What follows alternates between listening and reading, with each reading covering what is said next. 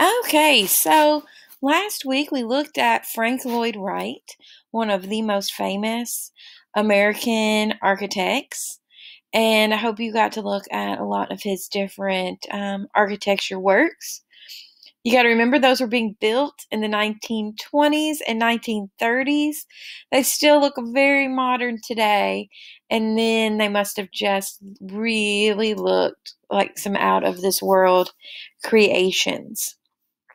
So now it's time to apply what you looked at last week, and you are going to complete a cardboard architecture challenge.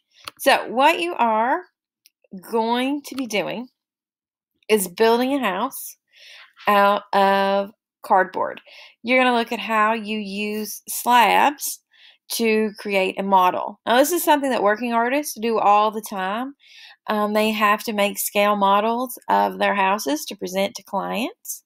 And so you are going to do the same thing. The requirements are pretty basic, so it has to be inspired by Wright.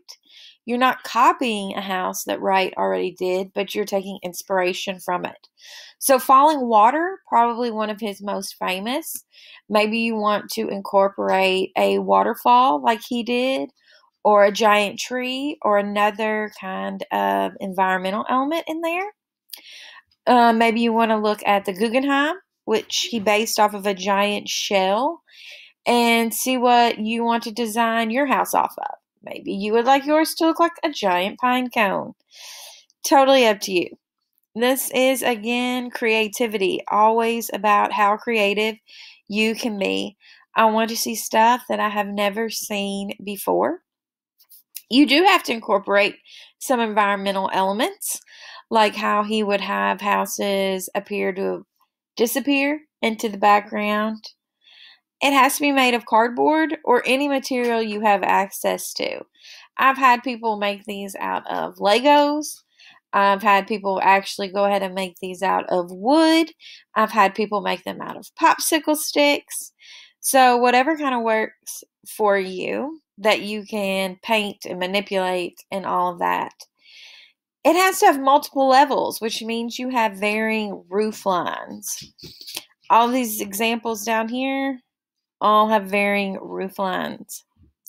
It has to have some negative space, windows, doors, etc.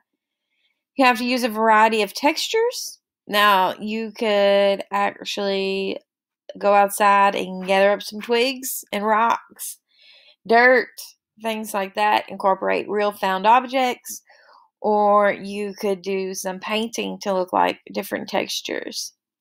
And of course, use a variety of shapes, organic and or geometric, to create this.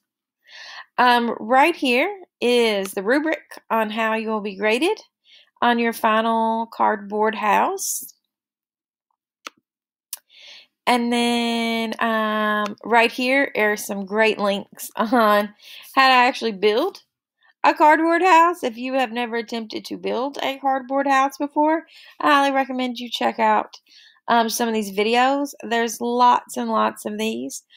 This one right here is just amazing. They're in two different parts, but here's some quick ones to check out. Here's some simple steps on how to make a simple cardboard house. So lots of resources there for you to use. Then, to get your credit for being present today, make sure you answer this question by 3 p.m. So I can't wait to see what you guys are going to start making.